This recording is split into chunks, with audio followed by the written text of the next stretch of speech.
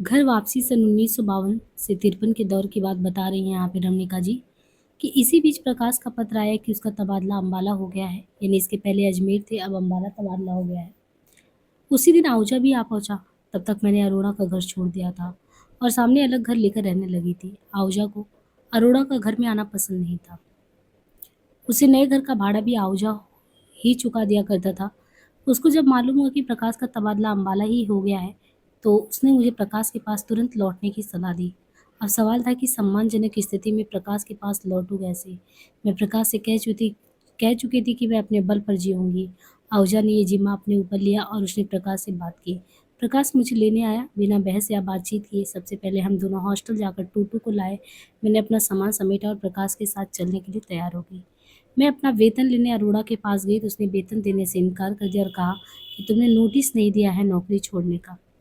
मेरा कमीशन भी तो बाकी है, उसमें से 1 महीने का वेतन काट लो। और वो नहीं माना। मैं गुस्से में उसके घर से गाड़ी उठाकर चल दी। उसने पुलिस बुलाने की धमकी दी। तकरार बहुत बढ़ गई। मैंने गाड़ी उस पर दे मारी, जिसके कई कागजात फाड़ दिए और उसे भला बुरा कहकर चिल्लाने लगी। काफ़ी विवश नजारा था। मैं इसमें प्रकाश को शामिल नहीं करना चाहती थी, इसलिए मैं अरोड़ा से अकेले ही जूझती रही। सड़क के किनारे एक बड़े मैदान के अंतिम छोर पर अरोड़ा का ये घर स्थित था, इसलिए कोई अड़ोस पड़ोस भी नहीं था। पुलिस का नाम सुनकर मैं कुछ घबरा गई। सब गवाह तो अरोड़ा के ही थे। कौन करेगा मेरी मदद। स्थिति की नज़ाकत को समझने में मुझे काफ़ी देर लगी। मुझे मजबूरन अरोड़ा के दबाव में आकर उसके दिए सादे कागज़ों पर दस्तखत करने पड़े। मैंने अपने गुस्से और अव्यावहारिकता का खामियाजा उठाया। अरोड़ा न्यू इंडिया कंपनी का अफ़सर था। इसका हेड ऑफ़िस अम्बाला में था। जब हम अम्बाला में रहने लगे तो मैं अपने कमीशन के पैसों का हिसाब लेने कंपनी के दफ़्तर पहुंची और मैनेजर से हिसाब मांगा। मैनेजर ने मेरे सामने मेरा हस्ताक्षरित वो कागज़ रख दिया, जिसमें मैंने लिखा था कि मेरे वेतन और कमीशन की 3,000 रुपये की राशि मैंने पूरी की पूरी प्राप्त कर ली है। इस कागज़ पर मेरे हस्ताक्षर ज़बरदस्ती कराए गए हैं, ये साबित करना संभव नहीं था। मैं चुपचाप लौट आई। बहुत दिनों तक मन में मलाल रहा कि काश मैंने दस्तखत ना किए होते। अरोड़ा की धमकी की परवाह ना कर मैं विवाद खड़ा करती, तो पर तब मेरे भटकाओं के पर्दाफाश होने का डर मुझे सता रहा था। मैं उस समय चुप हो गई। काश मुझ में आज किसी ताकत होती तो जो घटा वो नहीं घटता। जब रिश्तों की गरिमा टूटी, प्रकाश का स्थानांतरण अम्बाला हो ही गया था। घर नहीं मिलने के कारण हम लोग एक होटल में रहने लगे। प्रकाश का दफ्तर उसी होटल के एक कमरे में चलने लगा। होटल का मैनेजर एक बंगाली था। वह बातचीत में बहुत माहिर व मीठा था, लेकिन था बड़ा ही धूर्त और काइयाँ। कई आईएएस ट्रेनी भी उसी होटल में रहते थे। पापा जी फरीदकोट से रिटायर होकर पटियाला में मामा जी की हवेली में रहते थे।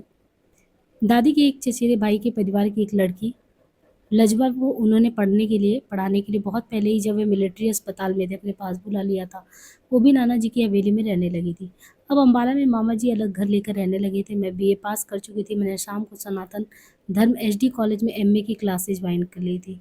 खाली समय में मैं अड़ोस पड़ोस के अफसरों की पत्नियों के साथ खाना बनाना सीखने लगी थी। एक आईएएस ट्रेनी दक्षिण का था, उससे मेरी हेलो हाय होने लगी। वो घर आने लगा। हमारा रिश्ता काफ़ी घनिष्ठ हो गया। प्रकाश उससे चिढ़ते तो थे, पर गप्पे भी उसी के पास जाकर हाँकते थे।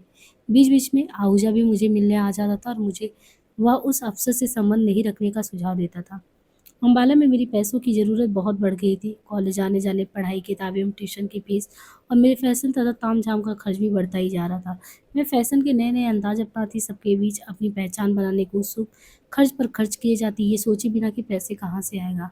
अब तक तो मेरे पुराने मित्रगण ही बिना मेरे माँगे, सच कहूँ तो बिना मेरा मोल भाव की या कीमत लगाए मेरी ज़रूरत पूरी कर देते थे। पर मेरे बेलगाम खर्च के लिए अब मुझे कुछ रुपए की ज़रूरत महसूस होने लगी। मैनेजर ने मेरी इस कमज़ोरी को भाँप लिया। कॉलेज में 2 प्रोफ़ेसर थे, एक कवि था और एक संस्कृत का चोटीधारी विद्वान। साहित्य में मैंने प्रसाद, तुलसी और कबीर को चुना। कवि महोदय मुझसे नज़दीकी रिश्ता रखने को उत्सुक दिखते थे, पर मैंने उनसे कोई रुचि नहीं दिखाई। दूसरे प्रोफ़ेसर जो संस्कृत के विद्वान थे, बहुत ही गंभीर और लगता था कि उन्हें किसी भी स्त्री में कोई रुचि नहीं है। मैं जानती थी कि उनसे कैसे मेरा रिश्ता कायम हुआ, लेकिन हो गया। इस पर लोग बहुत आश्चर्यचकित थे। शायद लोगों का आश्चर्य ही इस रिश्ते का प्रेरक हो। जिसे किसी में रुचि नहीं थी, उसकी रुचि मुझ में कैसे हो गई?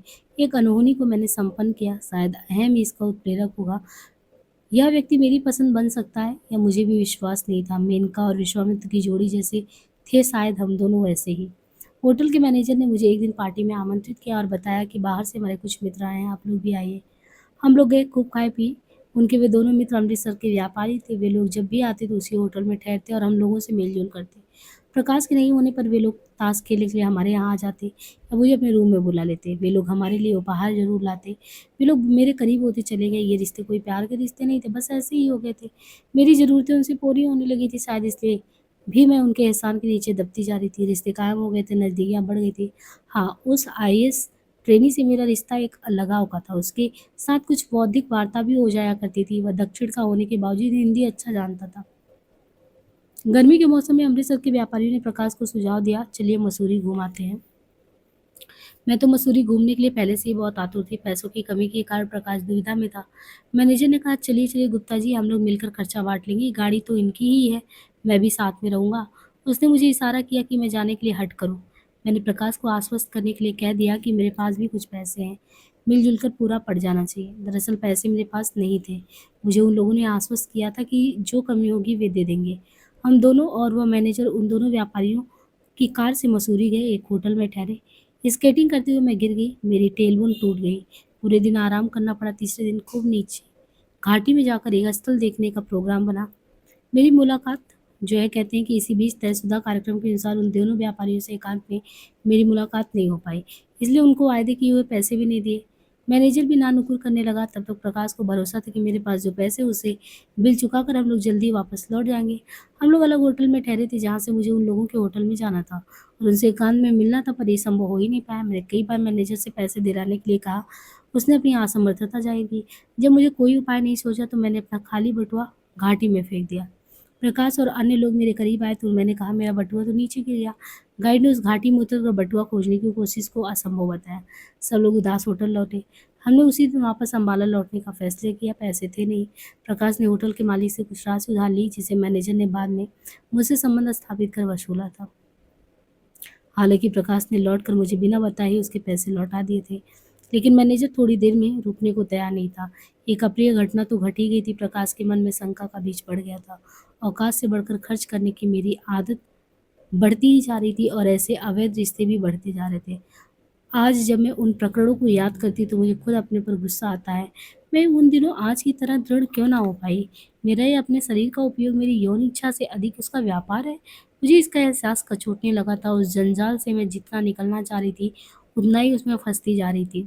इसी बीच मैंने महसूस किया, कुछ दक्षिण के अफसर से मेरे घर में बच्चा रह गया है। मैंने चुपचाप डॉक्टर से मिलकर कुछ दवाइयाँ खाई, जिससे ब्लीडिंग तो शुरू हो गई पर गर्भ नहीं गिरा। मेरी हालात दिन पर दिन बिगड़ती जा रही थी। शरीर में बहुत कम खून रह गया था। इसी बीच आहूजा आ गया। मैंने उसे सब सच सच बता दिया। उसने मुझे बीबी जी और पापा जी के पास तत्काल पटियाला जाने को कहा और प्रकाश से कहकर मुझे पटियाला पहुंचाया, जहां मुझे अस्पताल में भर्ती कराया गया। बीबी जी और पापा जी को प्रकाश ने अपनी शंका से अवगत करा दिया था। वो ऑपरेशन के कागज पर साइन करने को भी तैयार नहीं था। खैर, पापा जी डॉक्टर थे, इसलिए दिक्कत नहीं हुई और लेडी डॉक्टर नायर ने मेरा ऑपरेशन कर दिया। काफ़ी दिनों तक मुझे अस्पताल में रहना पड़ा। बीवी जी दबे दबे अंदाज में मुझे अपनी शंका जता तो देती थी, पर साफ तौर पर कुछ नहीं कहती थी। मैं जब चलने फिरने लायक हो गई तो नाना की हवेली वाले घर लौट आई। वहाँ टूटू मेरे पास ही था। वहाँ लज्जा लज्जा भी थी और वह आर्य समाजी मास्टर भी था। मास्टर ने लज्जा पर भी डोरे डालने शुरू कर दिए थे। लज्जा खिलाफत करती पर पापा जी को बताने से डरती थी। उसने मुझे मास्टर की बदतमीजियों की शिकायत की। इस बार मैं मास्टर से आर पार की लड़ाई लड़ने के लिए कटिबद्ध थी, क्योंकि यह मेरी नहीं बल्कि एक दूसरी बेबस लड़की की लड़ाई थी, जिसे अकेला और कमज़ोर समझकर मास्टर ब्लैकमेल कर रहा था। मैं इस दिन उसकी लड़ाई लड़ने के लिए उसके साथ खड़ी हो गई। हवेली की पूरी छत पर पानी छिड़क दिया जाता। सब लोग वहीं सोते। बीच में 2 कमरे थे और दूसरी तरफ दालान में खटियों की कतारें। पहले वाले दालान के एक तरफ रसोई और स्टोर, वहाँ नौकर-चाकर सोते थे। मास्टर ने उस दिन मुझे भी ब्लैकमेल करने का फिर से प्रयास किया था। मैं इसे जानता हूँ कि ये बच्चा जो तुमने गिराया है गुप्ता जी का नहीं था। मैं सबको ये बात बता दूँगा, उसने मुझे धमकाते हुए कहा। मैंने आओ न देखा न ताओ, बस जूता लेकर उसकी पिटाई शुरू कर दी। टूटू भी वहीं था। उसने भी उसे मुक्कियों से मारना शुरू कर दिया। हंगामा हुआ तो शिकायत पापा जी के पास गई। उस दिन मैंने शर्म, लिहाज और रिश्तों के सारे बंधन तोड़ते हुए पापा जी, बीबी जी से कहा, आप तो मुझ पर विश्वास नहीं करते थे, पर आपकी आँख तले ये हमारा शोषण करता रहा और अब ये लज्जा का करा है, मुझे भी ब्लैकमेल करा। अब तो ये तो मास्टर घर में रहेगा या मैं रहूँगी? बीबी जी ने वही सवाल पूछा जिससे मैं डरती रही। पहले क्यों नहीं बताया? मैंने कहा, मैं जानती थी आप यही सवाल पूछेंगी। आज मैं आप पर निर्भर नहीं हूँ, आप मेरी बात नहीं मानेंगी, तो मैं आपका घर छोड़कर जा सकती हूँ। उस वक़्त यदि हम शिकायत करते तो आप यही कहती ना कि पढ़ने का बहाना ना पढ़ने का बहाना खोज रही है। बड़ी बुआ ने जब मिलिट्री अस्पताल में मास्टर की गलत हरकतों की आपसे शिकायत की, तब आपने बुआ पर विश्वास नहीं किया और उल्टे उन्हीं को चुप करवा दिया। इस मास्टर ने कैसे मुझे और उर्मिल को भी भोगा है और ब्लैकमेल किया है, ये मैं ही जानती हूँ। इसी से मुक्त होने के लिए मैंने प्रकाश से शादी की। पापा जी के कुछ कहने के पहले ही मास्टर अपना बोरिया बिस्तर उठाकर घर से चला गया। पापा जी लज्जा को अपने भोग की वस्तु मानते थे। मास्टर उस पर हाथ फेर रहा था, इसलिए वे अधिक गुस्सा थे। बीवी जी तो बस आंखों तले जो है अपने दांतों तले उंगली दबाती रही और उस मास्टर को कोसती रही। इस तरह उस दिन मास्टर का रिश्ता हमारे घर से खत्म हुआ। बहुत बुलाने पर भी प्रकाश मुझे पटियाला से अम्बाला ले जाने के लिए नहीं आ रहा था। पहले जब भी मैं पटियाला लौटी तो हर हफ्ते शनिवार को पटियाला आ जाता था और सोमवार को चला जाता था। फिर खबर मिली कि प्रकाश ने वह होटल ही छोड़ दिया, क्योंकि उसे मैनेजर पर शक हो गया था और सारी घटना का जिम्मेदार मुझसे अधिक वह मैनेजर को मानने लगा था। हमने घर बदल लिया था। मैं प्रकाश के पास लौट भी आई थी और पढ़ने के लिए कॉलेज भी जाती थी, लेकिन मेरा उस बंगाली मैनेजर से संपर्क कायम था। ऑपरेशन के लिए जाने से पहले जब मैं स्वस्थ थी, उसने मेरा परिचय एक श्री सिब्बल और एक दोस्त से कराया था। श्री सिब्बल एक नामी वकील। उन्होंने पहली मुलाकात में मुझसे पूछा, तुम क्यों कर रही हो ये सब? मैं उदास हो गई पर उत्तर न दे पाई। क्या कहती, शौक पूरा करने के लिए करती हूँ या सेक्स के लिए? ये सेक्स मात्र ही नहीं था जो मुझे भटका रहा था। मैं चुप रही, पर मेरे भीतर एक बहस चल पड़ी। घर बदल लेने के बाद मैनेजर ने मुझे संदेश भेजा कि श्री सिब्बल आए हैं, फला जगह तुम जाकर मिलो। मैं वहाँ पहुंची। श्री सिब्बल ने चलते हुए मुझसे फिर पूछा, तुम ऐसा क्यों कर रही हो? मैं ही तुम्हारी जरूरतें पूरी कर दूंगा। कुछ दिनों बाद हमने एक दूसरे से सीधा संबंध बना लिया। मैंने उसके दोस्त और बंगाली मैनेजर से संबंध तोड़ दिए। इस बीच प्रकाश का तबादला दिल्ली हो गया। पापा जी ने कुछ दिन बिलासपुर में नौकरी करने के बाद उत्तर प्रदेश में डॉक्टर के पद पर लक्सर की थी। शुगर मिल में नौकरी कर ली। ये शुगर मिल ज्ञान सिंह राडेवाले के दामाद की थी, यानी उनकी बेटी नीलेप कौर की। नीलेप कौर बहुत सुंदर थी और वह विक्टोरिया कॉलेज में मुझसे 2-3 क्लास आगे थी। देश के विभाजन के समय वह मुझे गुरु सिख सभा और अपने गांव गतका सिखाने ले जाती थी। बाद में सुना कि उसकी अपने पति से अनबन हो गई। वो राज्यसभा की सदस्य भी रही। उन दिनों ने पापा जी को बुलाकर अपनी मिल ज्वाइन करने के लिए कहा। अंतिम समय तक पापा जी वहीं काम करते रहे। काम न कर पाने पर भी मिल का मकान मालिकों ने उन्हें दे दिया था, जहां वे ग्रामीण मरीजों का निःशुल्क देखते। खासकर सांप के काटे गए इलाज लोग उन्हीं से करवाने आते। वे दवा भी निःशुल्क देते। मैं लक्सर में पापा जी के पास रहने चली गई और वहाँ फैसला हुआ कि मैं अपनी मौसी जो अम्बाले में रहती थी, उनके घर पर रहकर पढूं। उनके यहाँ एक बहुत बड़ा आलसियन कुत्ता है। मौसी के यहाँ पढ़ाई का माहौल नहीं था। मुझे पढ़ाई के लिए कान चाहिए था। मैंने सिब्बल से कहा, मैं शिमला रहकर पढ़ूंगी। उन्होंने शिमला के संत जेवियर में मेरे रहने का इंतजाम करवा दिया। शिमला में एक श्री बकुल हिंदी एमए के क्लास लेते थे।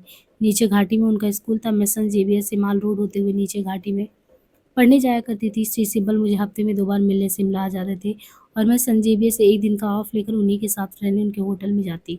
इस बीच मेरे ताऊ का सबसे छोटा बेटा विश्वामित्र वेदी भी शिमला में नौकरी करने लगा था। वह शिमला के किसी होटल में रहता था। उसका रिश्ता वहीं पर अपने एक मित्र की प्रेमिका से हो गया था। बाद में वह इंग्लैंड चला गया। उसने अपने मित्र की प्रेमिका को इंग्लैंड बुला लिया और उससे शादी भी कर ली। परिवार के सभी पुरुषों की आदत के अनुसार वह भी बहुत सी लड़कियों से घिरा रहता था। एक दिन उसने मुझे खाने पर बुलाया और मुझसे अपना रिश्ता कायम किया, जो मुझे अच्छा नहीं लगा। मैं उससे मिलने फिर कभी उसके होटल नहीं गई। मैंने उसे ना क्यों नहीं कहा, इसको लेकर मैं महीनों अपने को कोसती रही। खैर मेरी पढ़ाई चलती रही और इसी बीच बकुल जी से भी कविता पढ़ते पढ़ते एक रिश्ता कायम हो गया। मुझे याद है कि जब उनसे अनबन हुई तो उसने अपना माथा पटकना शुरू कर दिया, पर मैं जरा भी नहीं डिगी। टस से मस नहीं हूँ। मुझे याद नहीं कि बाद में वो मेरे पाँव पड़ता रहा या मैं उसके, और हम दोनों में से कोई भी अंत अंत तक नहीं पसीजा। लगता है मेरे लिए देह का कोई महत्व नहीं रह गया था, ना ही सेक्स का कोई अर्थ। बस एक साधारण सी भूख बन गई थी। केवल आकर्षण इसका उत्प्रेरक बन गया था, या कभी जरूरत के लिए भी देह का उपयोग कर लेती थी। पहचान बनाने की इच्छा पहचान ही खत्म करने पर तुल गई थी। मैंने अपने रिश्तों में कटौती शुरू कर दी। बस श्री सिब्बल के साथ रिश्ता बचा रहा। उनके साथ मेरा रिश्ता अब जरूरत का रिश्ता नहीं, लगाव का रिश्ता बन चुका था। मुझे तुम्हारे जैसा एक बच्चा चाहिए। उन्हीं दिनों मैंने इच्छा जाहिर की श्री सिब्बल से कि मुझे उनके जैसा एक सुंदर बच्चा चाहिए। हम लोगों ने योजना बनाकर इस इच्छा को संपन्न किया। मैं परीक्षा की तैयारी करके मौसी के घर चली आई थी और वहां से लक्सर आ गया था। चूंकि परीक्षा में भी समय बाकी था, लक्सर में प्रकाश भी मुझे मिलने आया था। उस रात मैंने उसे कोई सावधानी बरते बिना संबंध स्थापित करने को कहा। वो जानता था कि मेरे मासिक के दिन उसी तिथि के आसपास थे। दरअसल 1 महीना ऊपर हो गया था और मुझे उल्टियाँ शुरू हो गई थी और निश्चित हो गया था कि घर में बच्चा है। शायद उसको शंका हो गई थी। वो संकित मन से दिल्ली लौट गया और मैं अम्बाले परीक्षा देने आ गई। वह मुझे और भी अधिक उल्टियाँ आनी शुरू हो गई। मैं परीक्षा में बैठी, लेकिन अंतिम पेपर के दिन मेरी तबीयत इतनी खराब हो गई कि मुझे परीक्षा बीच में छोड़कर आ जाना पड़ा। मैंने साहित्य के सब पर्चे दे दिए थे जिनकी तैयारी मैंने शिमला में की थी। बाकी पर्चों की शायद मेरी इतनी तैयारी थी भी नहीं। मेरी तबीयत कुछ सचमुच ही खराब थी और कुछ भय से खराब हो गई थी। जो भी हो, मैं परीक्षा दे नहीं पाई। बाद में रिजल्ट आया तो मेरे साहित्य के 2 पर्चों में 80% नंबर आए थे। इन दिनों कंपार्टमेंट का प्रावधान था, लेकिन मुझे परीक्षा दूसरी बार देना उचित लगा। मैं मौसी के घर से लक्सर लौट गई। मैंने कई बार इच्छा जाहिर की कि मैं दिल्ली आना चाहती हूँ, और पर प्रकाश ले ही नहीं जाना चाहता। मैं अपने आप ही प्रकाश के पास दिल्ली जा पहुंची। वहाँ लेडी हार्डिंग अस्पताल में 6 अप्रैल 1954 को शिवा का जन्म हुआ। हम उन दिनों पटेल नगर में रहते थे। मेरे बुआ के बड़े लड़के बैकुंठ नाथ दिल्ली में ही इंजीनियर थे। उन्हीं के घर का एक हिस्सा किराए पर लेकर हम रहने लगे। टूटू कुछ बड़ा हो चला था और स्कूल जाने लगा था। जितेंद्र अमेरिका से लौट आए थे और उनकी शादी होने वाली थी। वे भी पटेल नगर के आसपास रहते थे। उनकी शादी में हम जितेंद्र के घर पहुंचे। जितेंद्र ने मुझे अलग ले जाकर कहा, देखो रमना, जो हुआ था उसे तुम तो भूल गई हो और तुमने शादी भी कर ली है। मैं भी भूल चुका हूँ और अब शादी करके नई जिंदगी शुरू करने जा रहा हूँ, इसलिए अब हमारे बीच कोई पुराना रिश्ता नहीं बचा। मैंने बस इतना ही कहा, ठीक है, जैसी तुम्हारी मर्जी, और मैं तुरंत बाहर चली गई।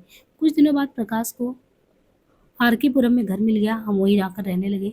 प्रकाश को वहाँ घर अलॉट हो गया था। पहले प्रकाश शिवा को छूता तक नहीं था, लेकिन फिर प्रकाश की माँ हमारे पास रहने आ गई और ये बच्ची को बहुत ही प्यार करती थी।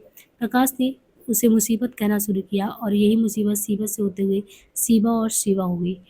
प्रकाश का प्यार बच्ची से बढ़ता चला गया और संभवतः उसने उसे स्वीकार कर लिया। श्री सिब्बल कभी कभी दिल्ली में आकर मुझे मिलते रहे, लेकिन दूरियां बढ़ जाने और एक बच्ची के छोटा होने के कारण मैं उन्हें अधिक समय नहीं दे पाती। वो अपने एक मित्र पुरी के यहाँ कस्तूरबा गांधी मार्ग पर आकर ठहरा करते थे। मैं कुछ समय उनके साथ मिलकर बिता कर लौट जाया करती थी। मुझे ऐसा आभास हुआ कि वे चाहते हैं कि मेरा संबंध पुरी से गायब हो जाए। मुझे ये अच्छा नहीं लगा। पुरी से रिश्ता तो कायम हो गया, लेकिन श्री सिब्बल से टूट गया। बहुत वर्षों बाद जब मेरी बेटी बड़ी हो गई तो उनसे मुलाकात होने पर उन्होंने रिश्ता तोड़ने का कारण पूछा। उन्होंने मेरी शंका को निराधार बताया। श्री सिब्बल कहा करते थे, अगर बेटा होगा तो मैं सारी वकालत की लाइब्रेरी उसे सौंप दूंगा। पर हुई बेटी और अपनी इच्छा से वकील बनी। उनका एक बेटा भी बड़ा वकील बना। उन्होंने अपने वकील बेटे से कहकर मेरी बेटी को उसका जूनियर बनवा दिया। इन दोनों ने मिलकर झारखंड के कोलफील्ड के विस्थापित का एक मुकदमा भी सुप्रीम कोर्ट में भारत सरकार के खिलाफ लड़ा और स्टे आर्डर दिलाया। इसके चलते कई विस्थापित नौकरी भी पा गए और सरकार को पुनर्वास की नीति बनाने के लिए भी बाध्य होना पड़ा। एक बार उन्होंने जब बच्ची को देखने की इच्छा जाहिर की तो मैं उसे ताज होटल में मिलाने ले गई। मैंने अपनी बेटी को सब बात सच सच बता दी थी। मेरी यह बच्ची मेरी बेटी से ज़्यादा मेरी दोस्त है। खैर, इस बीच मेरी एमए की परीक्षा का रिजल्ट भी आ गया। मैं 3rd डिवीजन से पास हुई। प्रकाश का तबादला मुंबई हो गया था। स्कूल में मांस खाने को मिलता था। 1953-54 के दौर की बात है। दिल्ली से प्रकाश के बम्बई चले जाने के बाद मैं अपने बड़े भाई और पापा जी की राय के मुताबिक जो है बीएड करने के लिए सेंट्रल इंस्टीट्यूट ऑफ एजुकेशन में भर्ती हो गई। मेरा बेटा उमंग, जिसे हम प्यार से टूटू कहते थे, दिल्ली पब्लिक स्कूल में पढ़ता था। हम लोग जंगपुरा में घर लेकर रहने लगे। यहाँ एक शिक्षिका का घर था। उसका बड़ा बेटा उमंग का हम उम्र था। मैं सेंट्रल स्कूल ऑफ एजुकेशन में जाने के लिए हर रोज मथुरा रोड से गोल्फ क्लब वाले बस स्टैंड से बस पकड़ा करती। अब उस स्थान पर ताज होटल बन गया है। बाद में मैं रूपनगर में घर लेकर रहने चली गई तो प्रकाश आकर उमंग को मुंबई ले गया। उसने मुंबई के मझगांव में एक अंग्रेजी माध्यम स्कूल में उसे भर्ती करवाकर स्कूल के हॉस्टल में रख दिया। स्कूल में टूटू हमेशा अव्वल आता था। वह 12 में से 11 में टॉप। केवल उसकी हिंदी थोड़ी कमजोर थी। यह मिशनरी स्कूल था। प्रकाश जब हमें दिल्ली मिलने आया तो उसने बताया कि टूटू कह रहा था कि उन्हें स्कूल में गाय का मांस खाने को मिलता है, जिसे वो नहीं खाता, और उसे कभी कभी भूखा रह जाना पड़ता है। ये सुनकर मुझे अच्छा नहीं लगा, क्योंकि मेरा विश्वास इन सब चीज़ों में था नहीं। कम से कम मैंने उसे कोई ऐसा संस्कार तो दिया नहीं था जिसे उसमें हिंदू होने का एहसास जगे या गाय के मांस से घृणा हो। मिलने पर मैंने उनसे पूछा, तो या तो तुम कोई मांस मत खाओ, और खाते हो तो फिर परहेज कैसा? मैंने उसे कहा था। वो मेरा मुंह ताकता रह गया था। बड़ा होकर शायद मेरी बातों ने उस पर असर दिखाया होगा।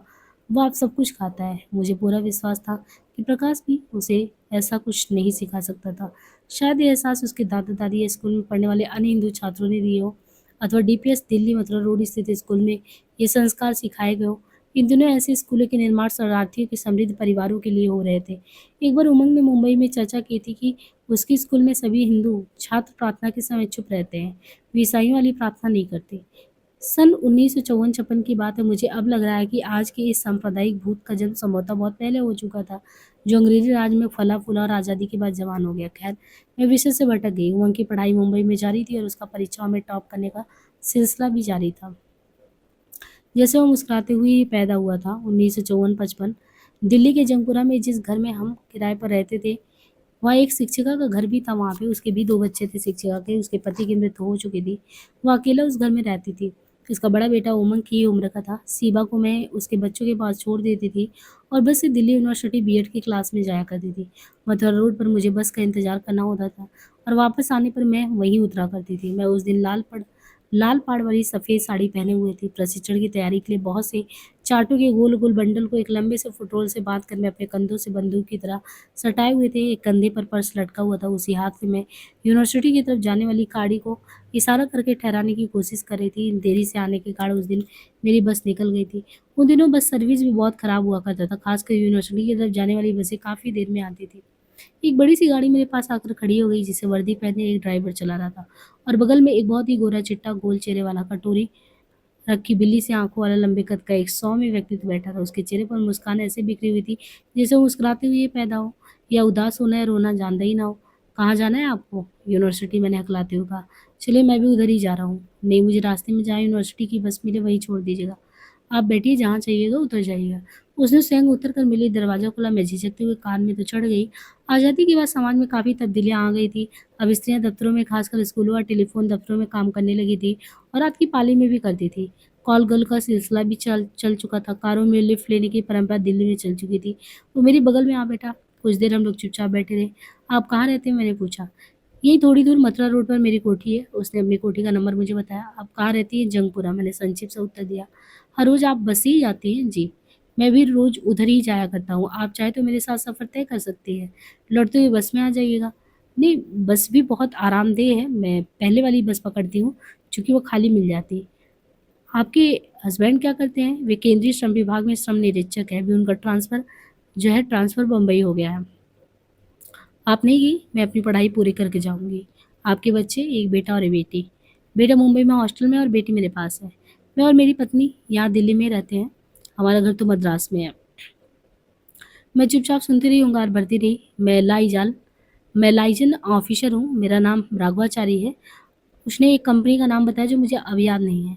"अब तो आप तो अच्छी हिंदी बोल लेते हैं। कई वर्षों से रह रहा हूँ ना, हिंदी वालों से ये हर रोज़ वास्ता होता है।" हम लोग फिर चुप हो गए। इंडिया गेट गुज़र चुका था। लाल किला होते हुए हम लोग यूनिवर्सिटी के क्षेत्र में आ चुके थे। इंस्टीट्यूट भी आ गया। उसने फिर स्वयं उतर कर मेरे दरवाज़ा खोला और हाथ मिलाने के लिए अपना हाथ बढ़ाया। मैंने नमस्ते कर दी। उसने मेरा कंधा थपथपाया और अपना एक हाथ माथे की तरफ ले जाकर सलाम सा किया और ड्राइवर के बगल में जा बैठा। मैं इंस्टीट्यूट के गेट में घुस गई। उसका मुस्कुराना मुझे अच्छा लगा। मैं अगले दिन मथुरा रोड पर बस पकड़ने के लिए पहुंची थी कि उसकी गाड़ी आ गई। बस आने में समय था। एहतियातन मैं कुछ समय से पहले ही पहुंच गई थी। "चलिए मैं आपको पहुंचा दूँ, बस आने में भी समय है।" और भी बहुत से यात्री बस के इंतजार में खड़े थे। पता नहीं क्यों मैं यंत्रवत गाड़ी में जा बैठी। "आपकी क्या-क्या शौक है?" "ये पढ़ने के अलावा आप क्या गाती भी हैं?" "नहीं, मेरी पत्नी बहुत अच्छा गाती है। मुझे शास्त्रीय संगीत सुनने का शौक है। मेरे पिता भारत के बहुत बड़े और बहुत नामी जोशी हैं, इसलिए शास्त्रीय कलाओं में मेरी अधिक रुचि है।" "आप नृत्य करती हैं क्या?" जैसे किसी ने मेरी दुखती रग को छेड़ दिया। नृत्य के लिए बेहद लगाव सा रचा-बसा मेरे मन चिहुक सा उठा। मैंने सीखा तो नहीं, पर मुझे शौक है नृत्य का। मैं अपनी कविताओं पर स्वयं नृत्य नाटक रचकर नृत्य कैसे वैले प्रस्तुत करती हूँ। "अरे वाह! ये तो बहुत अच्छी बात है, यानी आप कविता भी करती हैं।" मैं झेप सी गई, पर मन ही मन मुस्कुरा भी उठी। कोई तो कला का प्रशंसक मिला। "तो आप कहानी भी लिखती होंगी?" "नहीं, मैं कहानी नहीं लिखती। कविता और नृत्य दोनों मेरे प्रथम अभीष्ट हैं। नाटक करती हूँ, अभिनय करती हूँ, पर सभी में उच्च और प्रदर्शन प्रोफेशनल नहीं। आपके हस्बैंड कभी आए तो उन्हें लेकर मेरे घर आइए ना।" बातों-बातों में उसने मेरे घर का पता भी पूछ लिया। "ठीक है, आने पर मिलवाऊँगी। अपने पति से भी मिलवाइएगा। आज शाम को आइए मेरे घर।" "नहीं, शाम को तो मैं नहीं आ सकती, बच्चों को देखना होता, खाना-वाना बनाना होता है, किसी संडे को आऊँगी।" "ठीक है, तो इसी संडे को आइए, मैं प्रतीक्षा करूँगा। मेरी पत्नी भी आपकी राह देखेंगी। मैंने आपके बारे में उन्हें बताया है।" दोस्त सखा हमदम सन 1954-55। उन दिनों मैं सवेरे खाना बनाकर जाती थी और रात को आकर खाना बनाती थी। रोटियां मैं तंदूर पर आटा बेचकर सिकवा लेती थी। कभी कभी तो उड़द की दाल भी पकी पकाई तंदूर से ले आती थी। आज़ादी के बाद मोहल्ले मोहल्ले गली गली ऐसे तंदूर खुल गए। रात को प्रायः कामकाजी महिलाएं रोटियां तंदूर पर ही सिकवा कर मंगवा लेती थी। जिनके पति साफ रहते थे वे खाना बनाकर खा लेती थी। रात को घूमने या सिनेमा देखने जाते थे। मैं शिवा को खिला और सुलाकर जो है खाने के बाद पढ़ने बैठ जाया करती थी। पता ही नहीं चला कब यूनिवर्सिटी पहुंच गए। अब तो हर रोज वह मुझे लिफ्ट देकर कॉलेज पहुंचा देता। मैंने कभी उसे अपने घर आने के लिए आमंत्रित नहीं किया और ना ही उसने मेरे घर आने में कोई रुचि दिखाई। हाँ, एक संडे को लगभग 11 बजे दिन में उसके घर ज़रूर पहुँच गई। गर्मी का महीना था, तब तक मैंने एयर कंडीशनर देखा नहीं था, कूलर ज़रूर देखे थे। पिता और नाना के घर में बचपन में मैंने छतों से लटके कपड़े के पंखे देखे थे, जिन्हें सारी दोपहर एक नौकर खींचता रहता था। बाद में बिजली के टेबल फ़ैन और सीलिंग फ़ैन पहले नाना के घर में ही देखा था। दिल्ली में हमारे पास एक टेबल फैन ही था। राघवाचारी के ड्राइंग रूम में एयर कंडीशनर लगे हुए थे। उनके ड्राइवर ने मुझे आते हुए देख लिया था और अपने साहब को भीतर बताने के लिए दौड़ा गया। घर में प्रवेश करने हेतु मैं पिछवाड़े की तरफ से गई थी। वह ड्राइंग रूम का दरवाजा खोलकर भागा आया और मुझे वापस ड्राइंग रूम में ले गया। इसी बीच एक लंबी दुबली पतली गहरे लाल रंग की पीले पाड़ वाली कोयम्बटूर की साड़ी पहने अत्यंत काली बड़ी बड़ी आंखों लेकिन उतने ही बाहर निकले दो बड़े बड़े दांतों वाली एक महिला 2 कप चाय लिए हुए कमरे में आई। मैंने चाय ले ली। अभिवादन के लिए मैं हाथ उठाऊं या न उठाऊं, वह मालकिन है या आया, इसी दुविधा में फंसी थी कि राघवाचारी बोली, ये मेरी पत्नी है। मैंने झट से उन्हें प्रणाम किया। उन्हें बैठने को कहकर मैं खुद भी बैठ गई। राघवाचारी ने उन्हें तमिल में कुछ कहा। वे उठकर अंदर चली गई। वे अंदर क्यों चली गई, मैंने बात छेड़ने के लिए बात निकाली। घर में कुछ काम है, अचार डाल रही, उसी में व्यस्त थी, इसलिए चली गई, राघव ने सफाई देते हुए कहा। पर मुझे स्पष्ट नजर आ रहा था कि राघवाचार्य की अपनी पत्नी को संबोधित शब्द, चाहे मैं उन्हें समझती नहीं थी, आदेशात्मक थे या आदर्श सूचक या निवेदन करते हुए नहीं थे। मेरे मन में बार बार सवाल उठ रहा था कि कितनी बेमेल जोड़ी है, लगता है पटती नहीं आपस में, तभी दूसरी महिलाओं में रुचि लेते हैं। पर मैं क्यों ऐसे चिंतित हूँ, मैंने अपने भीतर के सवाल को दबा दिया। ऐसे ही एक दिन को बारिश हो रही थी। यूनिवर्सिटी जाने के लिए मैं छाता लिए खड़ी थी, लेकिन भीग चुकी थी। उसने मुझे गाड़ी में बैठाया और गाड़ी घर ले जाने के लिए कहा। क्यों घर, क्यों? तुम भीग गई हो इतना, घर जाकर मेरी पत्नी की साड़ी बदल लो, शाम को वापस आकर अपनी इस भीगी साड़ी को ले जाना, मेरी पत्नी इसे आयरन करके सुखा देगी। इसकी क्या ज़रूरत है, गर्मी के दिन है, सूख जाएँगी। नहीं, सर्दी लग जाएगी तुम्हें। कुछ सर्दी-वर्दी नहीं लगी, तुम दक्षिण वाले ज़्यादा ही डरते हो बरसात से। हम लोग तो बारिश में शौक से भीगते हैं। खैर हम उसके घर गए। वह स्वयं अपनी पत्नी की एक अच्छी-सी सिल्क की साड़ी ले आया और मुझे दे दिया। शायद सूती साड़ी थी ही नहीं, दक्षिण के लोग प्रायः सिल्क ही पहनते। उसकी पत्नी नहीं थी घर में। मैं साड़ी पहनकर निकली तो उसने बहुत करीब होते हुए कहा, बहुत अच्छी लग रही हो साड़ी में। रोज़ सूती सफ़ेद साड़ियाँ क्यों पहनती हो? मैं थोड़ा दूर तो हट गई, पर अपने कंधे से उसका हाथ नहीं झटक पाई। शायद मुझे अच्छा लग रहा था। हम चुपचाप आकर गाड़ी में बैठ गए। जब मैं उतरने लगी तो बोला, तुम्हारी कितने बजे छुट्टी होगी? मैं आज दिन भर इसी इलाके में हूँ, तुम्हें लेने आ जाऊँगा। 4 बजे अनायास ही मेरे मुँह से निकल गया। मैं भी उसके साथ लौटना चाहती थी। दरअसल राघवाचारी में बेहद इंतज़ार करने की शक्ति थी। जब तक मैं ना चाहूँ तब तक मेरी प्रतीक्षा करने की मादा था उसमें। उसका इंतज़ार जारी था कि मैंने उसके साथ शाम को लौटने की हामी भर दी। संभवतः मुझे भी इस दिन का इंतज़ार था कि मैं उसके साथ लिफ्ट के बहाने नहीं, बल्कि उसके साथ जाने की एक ललक लेकर आऊँ। और साँझ वो आया। इतनी बड़ी गाड़ी अजूबा था उन दिनों। कुछ लोग जलन से, कुछ लोग जिज्ञासा से और कुछ लोग रश्क से मुझे आंखों ही आंखों में प्रश्न करते दिखे। कौन है ये, किसकी गाड़ी है, क्या लगता है तुम्हारा? शंका के प्रश्न चिन्ह सबके चेहरों पर, या यूं कहे पूरे आस पड़ोस में उग जाते। कहीं बगल में कोई कुत्ता भी भौंकता या मुन्नेर से कोई कौवा भी काव काव कर उड़ जाता तो मुझे लगता वह भी प्रश्न दाग रहा है। संभवतः मेरा मन ही मुझसे प्रश्न करता था, जिसे मैं दूसरों पर थोप कर खुद को बरी कर लेने की कोशिश करती थी। उस दिन मैंने बिना उत्तर दिए ही मन ओठों में खुद अपने को संबोधित करते हुए कहा, दोस्त, सखा, हमदम। छाया सड़क पर गोदने गोद रही थी। उस दिन हम दोनों घर नहीं लौटकर दिल्ली यूनिवर्सिटी के उस जंगले की भूलभुलैया में चले गए जो प्रेमी जोड़ों के लिए मशहूर था। गाड़ी एक तरफ खड़ी कर हम लोग घूमते रहे। कांटेदार कीकर के पेड़ों से चांदनी कट कट कर गिर रही थी। उसकी कांटेदार छाया जैसे सड़क पर गोदना गोद रहा था और मन में जैसे गुदगुजा गोदना। उस दिन हम लोग 5-7 किलोमीटर घूमते रहे। घूम घूम कर हम उसी स्थान पर वापस आ जाते जहाँ गाड़ी खड़ी थी। इतनी ही दूरी और देर को नापने में हमने हाथ पकड़ने से लेकर आलिंगन तक की यात्रा पूरी कर ली थी। कभी दुविधा और कभी झक मुझे आगे ना बढ़ने देती, पर क्या जबरदस्त प्रतीक्षा का मादा रखता था वह। उसकी मुस्कान कभी मलिन ही नहीं हुई, ये जानते हुए भी कि उसकी सांसें तेज हो रही हैं। वह कभी तेजी से या उतावला होकर ना मेरी तरफ बढ़ा और ना उसने मुझी तरफ खींचा। एक सहज भाव, एक सहज आकर्षण और एक सहज आलिंगन में बद्ध होकर जो प्रगाढ़ से प्रगाढ़ तक उसने हौले-हौले अपने हाथों से मेरी पीठ को थपथपाना शुरू किया। मैं अंदर तक पिघलती चली जा रही थी। हम गाड़ी में बैठ गए। पता ही नहीं कब और कैसे बाँध टूट गया और मैं नदी की बाढ़ की तरह उसे डुबाती चली गई। जंगल को आग की तरह वह मुझे आगोश में लेता चला गया। पानी की डूब को, आग के इस आगोश को केवल अनुभव ही किया जा सकता है। शब्द पर्याप्त नहीं थे उस व्याख्यायित, पारिभाषित या वर्णित करने के लिए। शायद मुझे ऐसे ही प्यार की खोज थी, कोई उतावलापन नहीं, नदी सी उत्तेजना नहीं, सागर सी जबरदस्त तपन पर सोलो सी नहीं, राख में कोई आग की चिंगारी सी।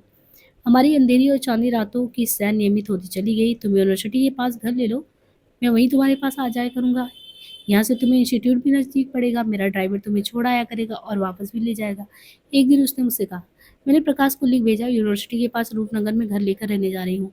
जंगपुरा से इतनी दूर आने जाने में समय बहुत नष्ट होता है, जो सचमुच होता था, और मुझे पढ़ने का समय भी नहीं मिलता। जंगपुरा के घर से इस घर का भाड़ा जाता था। अतिरिक्त पैसे की कमी राघवाचारी पूरी कर देता था। मैंने बच्ची की देखभाल के लिए एक नौकर भी रख लिया था। उसका नाम राम था, जिसे शिवा नामक कहा करती थी। वह उसे बहुत अधिक स्नेह भी करती थी। यूनिवर्सिटी के पास वाले घर में आने पर राघवाचारी शुरू में तो हर रोज़, बाद में दूसरे तीसरे दिन आने लगा। मैं यूनिवर्सिटी से 4 बजे लौट आती थी, कुछ देर बाद फ्रेश होकर पढ़ने बैठ जाती और फिर राघवाचारी के इंतज़ार में कभी घर के अंदर, कभी बाहर अपनी बच्ची के साथ टहलती रहती। बड़ी-सी कार आकर लगती, ड्राइवर नामा और शिवा को गाड़ी में घुमाने ले जाता, वह हँसती हुई लौटती और दूध पीकर सो जाती। हम लोग दोनों अपनी आयावरी करते थे, इसी तरह रात को 11 बजे लौटते। हर रविवार को मैं शिवा और नामा को लेकर उसके घर जाती थी। वहाँ उसकी पत्नी बहुत ही प्यार से शिवा के साथ खेलती। राघवाचारी मुझे अपने मित्रों के घर, कभी अपनी पत्नी को साथ लेकर और कभी-कभी अकेले ही ले जाता था। लगभग साल भर तक ऐसे ही हम लोगों ने अपनी दुनिया में जीते हुए बिताया। घर से इंस्टीट्यूट, इंस्टीट्यूट से घर, शाम को राघवाचारी के साथ घूमना, हफ्ते में 1-2 बार किसी बड़े से रेस्टोरेंट में खाना। जब राघवाचारी दिल्ली में होता तो शनिवार और रविवार उसके यहाँ गुजरना, परीक्षा की तैयारी करना, प्रकाश को पत्र लिखकर पढ़ाई की सूचना देते रहना, कभी-कभी अपने भाई-भाभी रवि और विमला के घर मिलने जाना या बीच-बीच में पापा जी और बीवी जी से मिलने लक्सर शुगर मिल हो जाना। बस यही दिनचर्या थी। राघवाचारी का स्नेह और मेरे प्रति उसकी चिंता ने मुझे एक नए तरीके से ज़िंदगी जीने का एहसास दिलाया। ना कोई अभाव, ना कोई झगड़ा, बस केवल सुखद एहसास। प्रकाश मुझे मिलने भी आता था पर मुंबई ले जाने के लिए तैयार नहीं था। उमंग के जाने के बाद वह एक बार आया, उसके बाद तो उसने दिल्ली आना भी छोड़ दिया। बस पैसे भेज देता था। ये बात मुझे खटक रही थी कि प्रकाश ने मुझ में एकदम दिलचस्पी लेना क्यों छोड़ दिया। मैं उसे लिखती भी थी कि छुट्टियों में मुंबई आना चाहती हूँ या पढ़ाई खत्म होने के बाद मैं तो मुंबई आऊँगी, इसलिए वो मुंबई में कोई घर देख ले। उसका उत्तर आता है कि मुंबई में घर नहीं मिलते, मिलते हैं तो बहुत महँगे, जो मेरी औकात के बाहर हैं, नौकर भी बहुत महँगे हैं। इसलिए उमंग को हॉस्टल में डाल दिया है, बेहतर हो तुम दिल्ली में ही रहो या पापा जी के यहाँ लक्सर चली जाओ। प्रकाश की ये बेरुखी मुझे बहुत खलने लगी थी, मन में कुछ चुभ भी जाता। उसका उत्तर खटकता था, क्या वह मुझे अपने पास ले जाना नहीं चाहता? जब कोई किसी की उपेक्षा करे तो उपेक्षा करने वाले के प्रति उपेक्षित व्यक्ति के मन में काबिज़ होने की ललक बढ़ जाती है। मेरे मन में भी जिद की हद तक ये बात बैठी जा रही थी कि प्रकाश कितना भी इनकार करे, मुझे उसकी जिद को तोड़ना है और मुंबई जाकर उसी के पास रहना है। मैं वहाँ जाकर खुद ही घर खोज लूँगी, मुझे ये विश्वास था। मेरी परीक्षा नज़दीक आ रही थी, उसके बाद क्या होगा? मैं दिल्ली में कैसे अकेले रहूँगी बच्ची के साथ? ये सवाल मुझे परेशान करने लगा। राघवाचारी मित्र था, पर उसके साथ ज़िंदगी निभाने की मैंने तो कभी सोची ही नहीं थी। समय बिता रही थी, उसके साथ मौज कर रही थी, पर निष्ठा घर के प्रति ही थी, बच्चों के प्रति भी और प्रकाश के प्रति भी। हमारे संस्थान में यूनेस्को के कार्यक्रम में सांस्कृतिक कार्यक्रम तैयार करने का जिम्मा प्रिंसिपल डॉक्टर पीएस ने मुझे दे दिया। डॉक्टर पीएस बहुत धीर, गंभीर और सौम्य व्यक्ति थे। उनका ये व्यक्तित्व तो श्रद्धा के साथ साथ मन में एक आकर्षण भी पैदा करता। यही डॉक्टर पीएस बाद में यूनेस्को में बहुत ऊंचे पद पर पदस्थापित होकर यूएसए चले गए थे। वे हमें साइकोलॉजी पढ़ाते थे, मुझे साइकोलॉजी में विशेष रुचि थी, बाकी विषयों में तो मैं साधारण द्वितीय दर्जे में ही पास होती थी। साइकोलॉजी में मुझे डिक्टेशनल मार्क्स मिलते और डॉक्टर पीएस संस्थान के बंगले में ही रहते थे। हॉस्टल में अफ्रीकन छात्र भारी संख्या में थे, अन्य देशों के छात्र भी वहाँ पढ़ते थे। खेलकूद का आयोजन हुआ तो मुझे दौड़ के लिए चुना गया। उस समय मैं 2 बच्चों की माँ बन चुकी थी और मेरा 6 बार अबॉर्शन हो चुका था। दुबली-पतली होने के बावजूद मैं कमज़ोर नहीं थी, मजबूत थी। लड़के और लड़कियों की एक साथ मिली-जुली जो दौड़ी में तीसरे दर्जे पर आई। पहले और दूसरे दर्जे पे अफ्रीकन लड़के थे। संस्थान में सांस्कृतिक और खेलकूद के कार्यक्रम में मेरी बड़ी पूछ होती।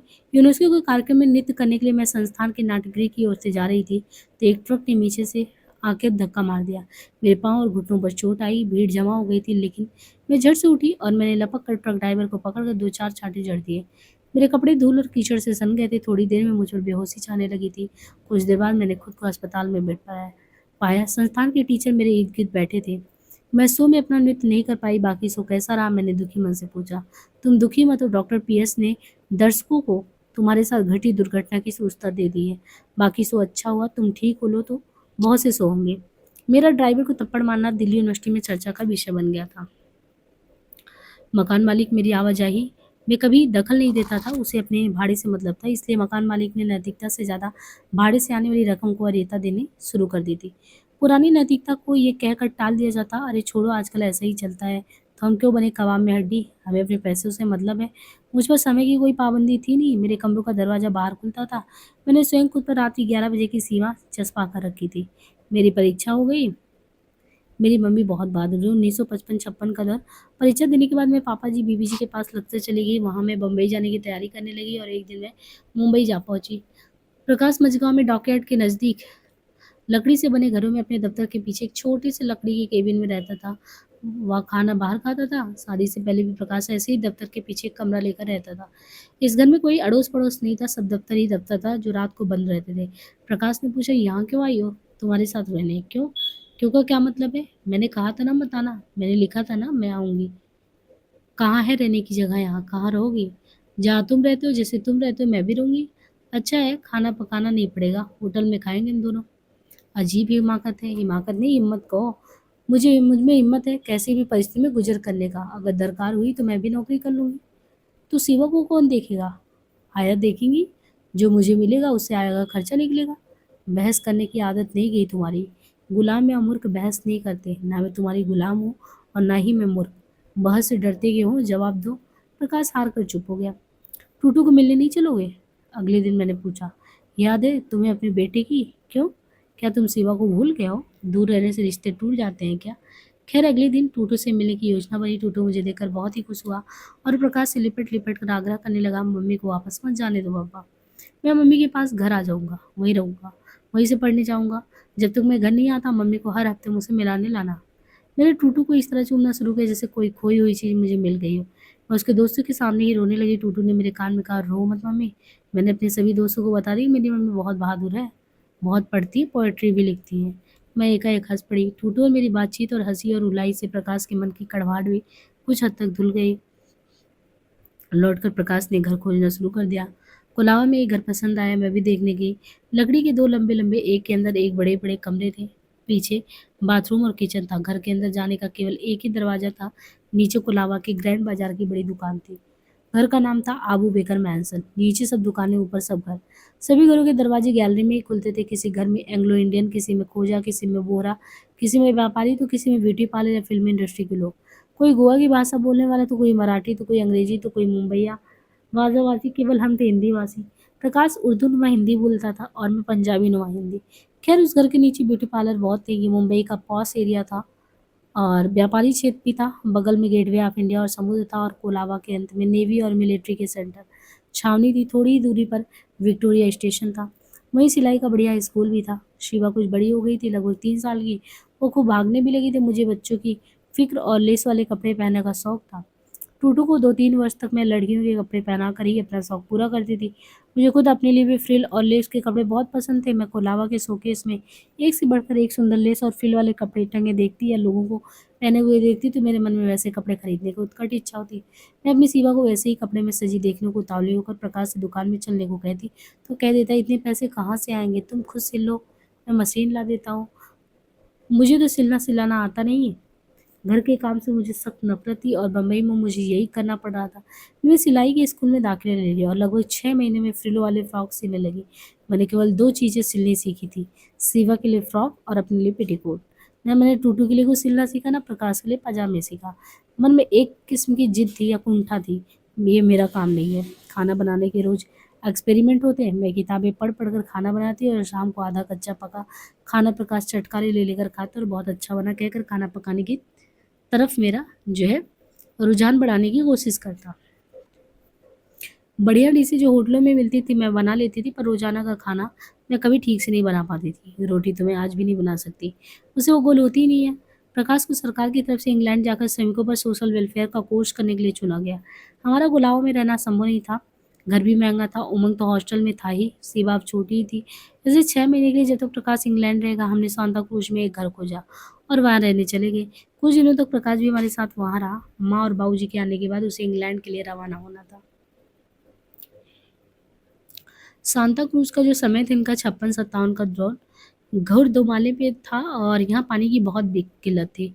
कभी कभी पानी बाहर से मंगवाना या लाना पड़ता। प्रकाश ने अपने पिता और माँ को बुला लिया था और घर में एक नौकर की ज़रूरत थी। सब्जी दूर से लानी पड़ती थी। प्रकाश सब्जी ले आता था। बाबूजी काफ़ी वृद्ध हो गए थे। मैंने पापा जी को पत्र लिखकर पटियाले वाले अपने मेतरानी के बेटे रामाश्री को अपने यहाँ काम करने के लिए एक बुलवा लिया। एक बार नलों में पानी आना बंद हो गया। हमने पानी बूंदी की सूचना नहीं सुनी थी। घर में पीने तक का पानी नहीं था। प्रकाश सेंट्रल मुंबई में अपने दफ्तर जा चुका था। घर में माँ, बाबूजी, सीबा, रामाश्री और मैं ही थे। टूटू हॉस्टल में था। घर के अगल बगल कोई नल नहीं था कि मैं ही जाकर पानी ले आती। कोई आधा कोस दूर से लाइन में लगकर केवल पीने के लिए ही पानी लाया जा सकता था, पर इतनी दूर जाकर पानी लाए कौन? रामाश्री के सिवाय और कोई पानी नहीं ला सकता था। एकमात्र यही विकल्प था जो मैंने माँ बाबूजी के सामने रख दिया। उन दिनों पानी खरीदने का प्रावधान नहीं था। दाइयाँ महारियाँ पानी भर कर नहीं लाती थी। पानी भरने वाले उन्हीं के घर पानी देते थे जिनके अस्थायी ग्राहक थे। मुझे उनके ठिकाने मालूम नहीं थे। काफ़ी देर तक हम लोग घर में बिना पानी के ही रहे। दिन का खाना भी नहीं बना। मैंने सीबा को दूध पिला पिला कर बरगलाए रखा। मैंने रामाश्रय से पानी पीने का पानी मंगवा लिया था, पर माँ बाबूजी ने और पानी पीने से इनकार कर दिया। सांझ को प्रकाश घर आया तो उसने माँ बाबूजी को समझाया, मुंबई जैसी जगह में ये सब नहीं चल सकता माँ, रामाश्री के हाथ का पानी ही पीना होगा, दूसरा कोई चारा नहीं। मैं दफ्तर जाऊंगी या दिन भर पानी भरूंगा। उस दिन माँ बाबूजी ने मेहतर के हाथ का पानी पिया। इस तरह उस दिन हमारे परिवार में एक गलत परंपरा, एक बर्बर आचरण और मनुष्य के प्रति मनुष्य द्वारा बढ़ती जा रही घृणा का खात्मा हुआ। मैं बहुत खुश थी, प्रकाश ने भी इस परंपरा को खत्म करने में मेरा साथ दिया। प्रकाश के इंग्लैंड जाने में कुछ ही दिन बाकी थे कि एक दिन सेवा, जो तब तक चलना सीख चुकी थी, अचानक घर से गायब हो गई। मैं रसोई में नाश्ता वास्ता तैयार करी थी, रामाश्री को कुछ लाने के लिए भेजा था। लगता है सीवा उसी के पीछे पीछे सीढ़ियां उतर गई। रामाश्री ने देखा नहीं, वो तेजी से आगे बढ़ गया और सीवा अपनी गति से सड़क पर पहुंच गई। मैं स्वयं बाहर जाकर दूर दूर तक अगल बगल के घरों में मतलब कि खबर भिजवाई। वो घबराया हुआ घर आया प्रकाश दफ्तर से। हम दोनों थाने में रपट लिखाने पहुंचे, देखा वहां सीवा मजे से थानेदार के सामने टेबल पर बैठी लेमन चूस चूस रही थी। उसने पाँव की बजाय अपने दोनों हाथों में मोजे चढ़ा रखे थे। उस समय तक वो मम्मी पापा बोलना भर जानती थी। हमारी जान में जाने ही मैंने उसे उठाकर छाती से लगाया, पर ऐसे भाग आने के चलते उसकी पीठ पर धौल भी जम गई थी। प्रकाश ने प्यार से उसके गाल पर चपत लगाया, तो सचमुच मुसीबत है। इसके बाद तो हमने घर की सीढ़ी के दरवाजे पर ताला ही लगा दिया कि कहीं वह फिर किसी के पीछे पीछे न चल दे। प्रकाश इंग्लैंड चला गया। वहाँ जाकर मुझे वहाँ की गतिविधियों की बराबर खबर देता। उन दिनों विदेश से फ़ोन पर बात करना हमारी सोच और औकात दोनों से बाहर था। पत्राचार बराबर चलता था। मैं भी 6 महीने तक घर से बच गई।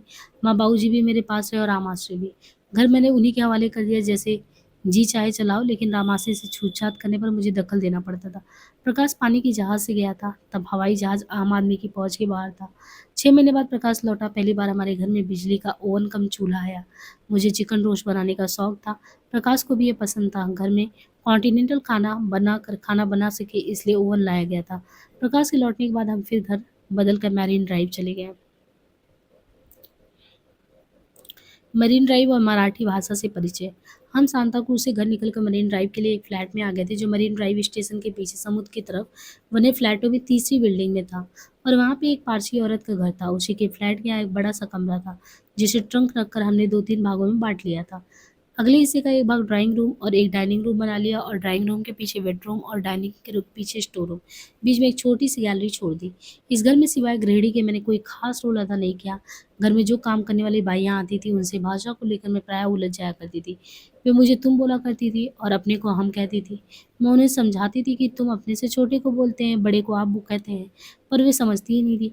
तब उस पारसी महिला ने मुझे समझाई, मराठी भाषा है, यहाँ तुम अपमानजनक शब्द नहीं है, ये दूसरे व्यक्ति के लिए उपयोग होता है। कोलाबा के घर में पारसी, गुजराती, मराठी, एंग्लो इंडियन पड़ोसी थे। सांता क्रूज में पड़ोसियों से कभी बात नहीं हुई, क्योंकि काम करने के लिए हिंदी भाषी रामाश्रय थे। सबसे बराबर का व्यवहार मैं जरूर करती थी, लेकिन उनमें जन्मजात सामंती प्रवृत्तियां भी मौजूद थी, जिनका मुझे एहसास भी था। मराठी भाषा से मेरी मुलाकात सही मायने में मरीन ड्राइव के फ्लैट में ही हुई थी। मैं साहित्य की किताबें पढ़ा करती थी, भले लिखना नहीं हो पा रहा था। मरीन ड्राइव पर घूम आना, समुद्र को देखते रहना, जायबगढ़ चिड़ियाघर आना, ऐतिहासिक व धार्मिक सांस्कृतिक स्थल देखना, जूहू आना जाना आदि रहता था। मुंबई में रहते हुए हम एलोरा, अजंता तथा नासिक भी घूम आए थे। मजदूरों के मामले में प्रकाश वहाँ दौरे पर जाते थे, हम भी उनके साथ जाते थे, और उमंग भी वहाँ पे जाते थे। सीवा सेवा सीवा। हमने मरीन ड्राइव वाले घर भी बदल लिए और चले गए बांद्रा समुद्र के किनारे एक फ़िल्मी एक्टर के घर में। हमारे पास नीचे का हिस्सा था, जो काफ़ी बड़ा था। नौशाद साहब के घर से तीसरा घर था वह। हमारा मकान मालिक किसी ज़माने में मशहूर फ़िल्म स्टार था। वह परिवार के साथ ऊपर वाली मंजिल में रहता था। 2 मंजिला घर था। समुद्र में जब जोर से लहर आती, खासकर पूर्णमासी के रोज या तूफान आने पर, तो लहरों के छींटे हमारे कमरों तक आते। मैं प्राय बाहर बैठी समुद्र को निहारती रहती। प्राय सैलानी उस सड़क पर घूमने आते। मकान मालिक के परिवार के साथ हम खूब मिलजुल कर रहे।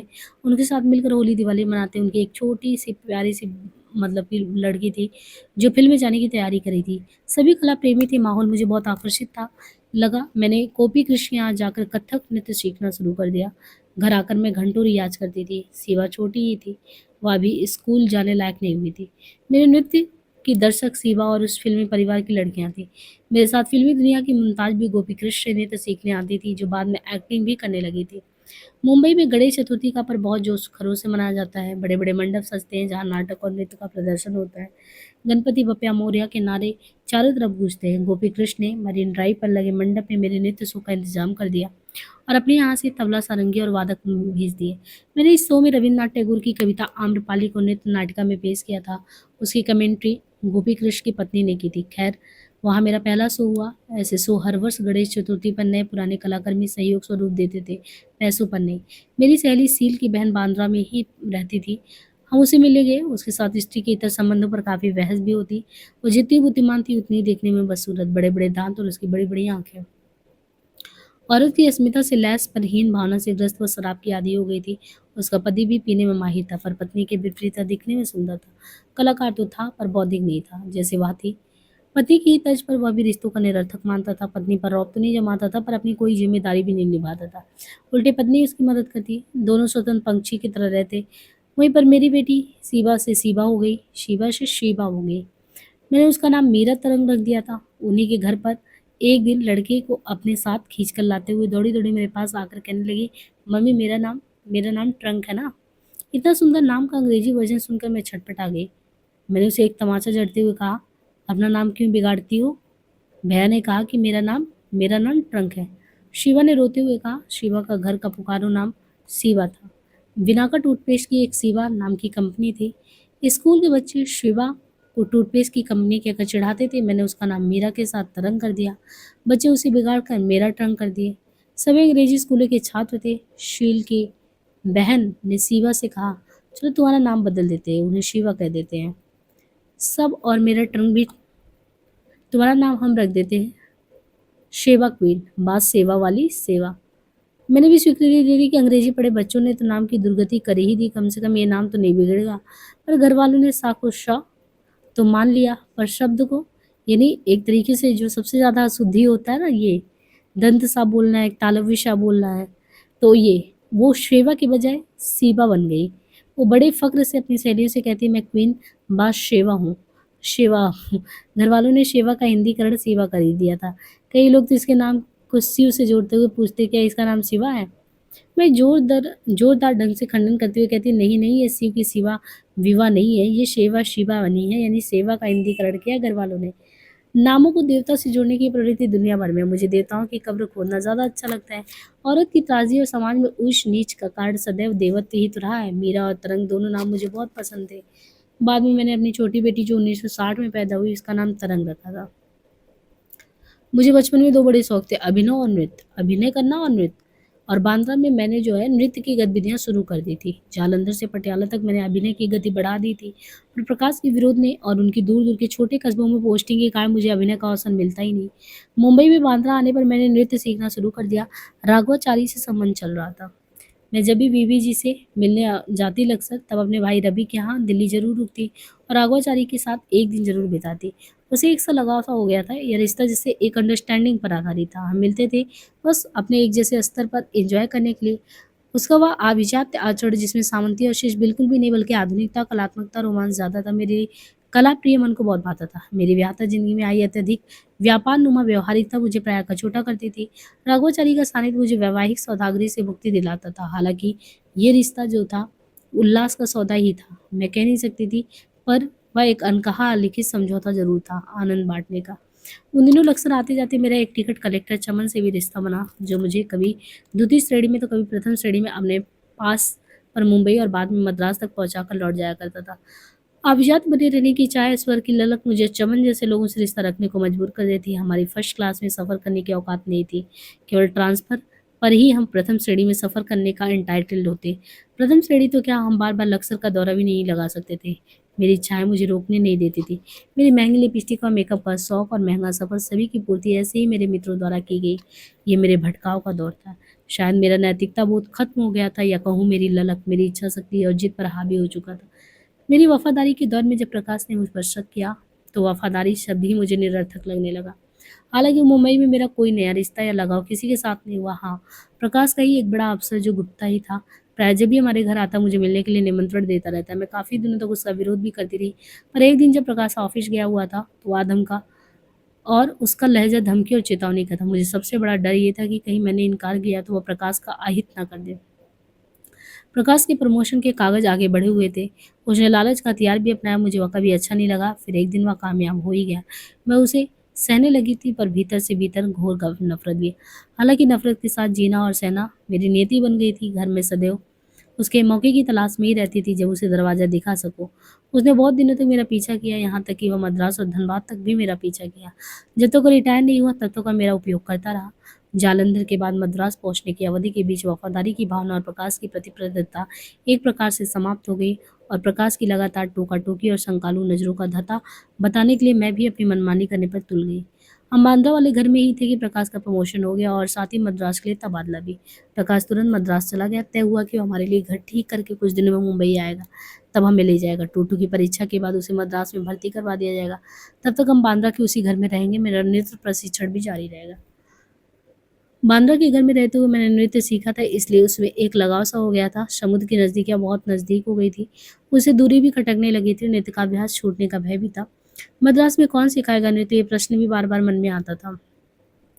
फिर किसी ने सुझाव दिया कि वहाँ भरतनाट्यम सीख लेना। भरतनाट्यम की भावपूर्ण मुद्राएं मुझे बहुत ही प्रिय थी।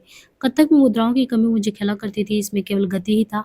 पर भरतनाट्यम में मैं अपनी भावना को अभिव्यक्ति चेहरे की भाव मुद्राओं से ज़्यादा कर पाऊंगी, और अपनी कहानी और कविताओं पर भी नृत्य को ढाल पाऊंगी। ये विश्वास मन को दिलासा दे रहा था। कथक की गति मेरी गति के बराबर थी, जिसमें मैं जीवन में चलना चाहती थी। भरतनाट्यम की मुद्राएं देह के सांप की तरह मुड़ तुड़ जाने का अंदाज, उसकी लोच मुझे आकर्षित करती थी, जिसके माध्यम से मैं अपनी कविता का मूर्त रूप दे सकती। भरतनाट्यम में कला का भरपूर अंदाज है, उसमें एक समर्पण, एक मुग्धता, एक अभिभूत होने का भाव है। उसमें आक्रोश, व्यंग, हास्य, विलास अत्यंत ही मुखर है। इसका आभास मुझे भरतनाट्यम के शो देख कर हुआ था। मैं बिना सीखे इसकी नकल भी कर सकती थी, और अपने वैले में ही इनका प्रयोग भी कर सकती थी। मद्रास की यात्रा इनकी 1958 से 60 के दौर की बात है। मुंबई छोड़ने का दिन भी आ गया था। सरकारी खर्चे पर जाना था, इसलिए प्रकाश जो है उसने प्रथम श्रेणी का टिकट कटाया।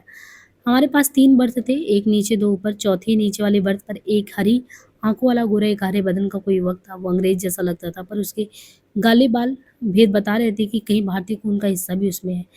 उसने बातचीत के दौरान बताया कि उसकी माँ इटालियन थी और पिता भारतीय। दोनों में पटती नहीं थी, इसलिए वह युवक घर छोड़कर व्यापार करने अकेले मद्रास आ गया।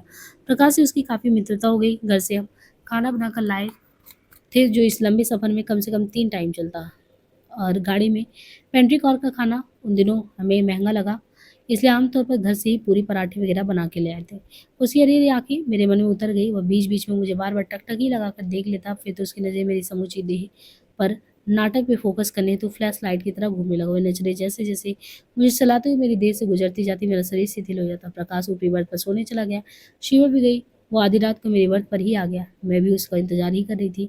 उसकी आँखों के हरे रंग का रिश्ता मेरी देह में प्रवेश कर चुका था। मैं हरी-हरी हो गई, जैसे जंगलों की हरियाली मुझ में समा गई। वह अपनी हरियाली का रिश्ता, या कहूँ खुद अपने को मुझ में छोड़कर लौट गया। सौंदर्य के प्रति इतना आकर्षण प्रायः मुझ में ऐसी स्थितियों के रूबरू कर ही देते। ये क्षण भर का सुख ही महीनों मुझे लिपटा रहता। मैं अपने गिर्द रात भर नींद में भी, सपनों में भी उस हरियाली को लपेटे रहती। सवेरे उठी, वो उतरने की तैयारी कर रहा था। उसने बताया कि उसे पहले रास्ते में किसी फॉर्म पर जाना है, तब मद्रास जाएगा। वो उतर गया। प्रकाश से दुआ सलाम हुई, पता आदान प्रदान हुआ। मैं उसका उतरना देखती रही। कुछ सुखद क्षण दे गया था वो, पर यह सुखद क्षण मुझे एक बीमारी भी दे गया, जिसे मैंने कुछ दिनों बाद महसूस किया, और मुझे उसका इलाज करवाना पड़ा। मद्रास और मद्रास पहुंच गए। एक तमिल परिवार में घर मिला। छत भी हमारे पास थी, रास्ता उनके हिस्से से होकर जाता। परिवार बहुत मिलनसार था। अगल बगल पंजाब और यूपी के परिवार भी थे। सामने ही बगल में एक मिलिट्री ऑफिसर अपने परिवार समेत रहते। हम सब मिलने जुलने लगे। खाना पकाने की विधियों का आदान प्रदान, मिली जुली पार्टियां वगैरह, जिसमें सबके पति भी होते। पत्नियों द्वारा बनाए गए खाने पर उनकी अच्छी बुरी टिप्पणी भी होती। उन्हें इन्हीं तारीफों से पत्नी के साथ बिताने वाले साथ को ज़्यादा रोमांटिक और सुखकर बनाना होता। उमंग मुंबई से आ गया था। वो मद्रास के स्कूल में जाने लगा था। शिवा को भी स्कूल भेजने का इंतजाम हो गया। उमंग को हिंदी इतनी अच्छी उमंग की हिंदी इतनी अच्छी थी कि उसकी हिंदी टीचर उससे कई शब्दों का अर्थ पूछा करती। मुंबई में मेरा लेखन कम हो गया था, मद्रास में फिर शुरू हो गया। इसी बीच हमारे घर पर प्रकाश के एक मातहत अफसर का आना जाना शुरू हुआ।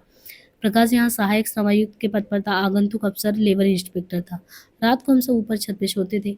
वह भी ऊपर ही सो जाया करता था। उसका परिवार नहीं आया था। एक प्रेमिका थी जो पूना में रहती थी।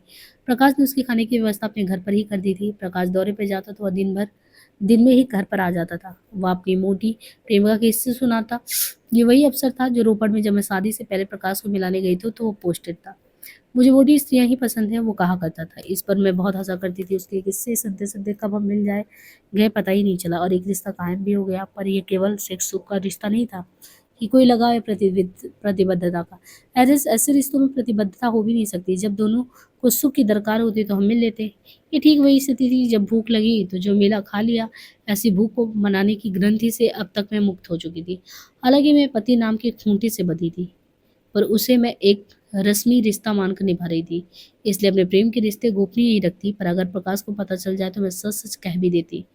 भक्ष्याभक्ष्य क्या है, ये संबंधित व्यक्ति तय करता है ना। अपने यौन सुख के किस्से सुनाकर वो मुझे उत्तेजित करता है, या तो मैं उसके से सुख को अंदाज लेते लेते स्वयं ही सुख के लिए आतुर उठती। ऐसी स्थितियां प्राय स्त्रियों के जीवन में आती तो भले ही उसे नकारे या उन पर पर्दा डाले, बचने का यही एकमात्र तरीका है कि हम ऐसी स्थिति आने ही ना दे, अन्यथा मन मचलते देर नहीं लगता। पुरुष आमतौर से ऐसा माहौल पैदा करने में माहिर होते हैं। सहानुभूति प्रेम का एक बड़ा कारक होती है और संवेदना उसे हवा देती है, फिर देह के जग उठने में देर नहीं लगता। यौन के बारे में भक्ष्य अभक्ष्य क्या है, समाज इसका फैसला तो करता ही रहता है, पर उसने समय के साथ अपने मापदंड नहीं बदले। टकराव यहीं से शुरू हुआ। व्यक्ति बदलता रहा, प्यार की परिभाषाएं, सुख की व्याख्या, यौन का दायरा, सब तो देश काल के अनुरूप बदलता है। रिश्ते भी सापेक्ष होते हैं। दुर्भाग्यवश समाज ने अपना दृष्टिकोण नहीं बदला, खासकर भारतीय समाज ने। उसके नियम वही रहे जिनसे बदली हुई परिभाषाओं को परखा नहीं जा सकता। नियम और समाज ना तो समय के साथ चले और ना ही विकास की प्रक्रिया के साथ परिणाम। ये उनकी वर्जना, सुख की संकुचित सीमा, प्यार पर प्रतिबंध। मैंने अपनी देह की जरूरत को पूरा करने का फैसला अपने हाथ में रखा। मैंने किसी को फतवा नहीं सुना। मेरी इच्छा के विपरीत अगर किसी ने कुछ भी कहा तो मैंने उसे क्षमा नहीं किया। भले ही मैं उस हादसे को रोक नहीं पाई, इसके विरुद्ध मैं मन ही मन एक घृणा और जबरदस्त विरोध पालती रही, सावधान भी रही।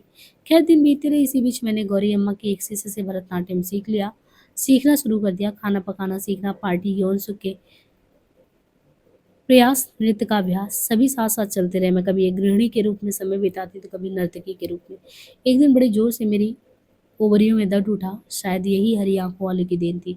तुरंत अस्पताल पहुंची। डॉक्टर ने कहा दोनों ओवरियां खराब हो गई हैं, एक ठीक हो सकती है। इलाज से ठीक हो गई तो आगे बच्चा पैदा हो सकेगा, अन्यथा ये मां नहीं बन पाएगी।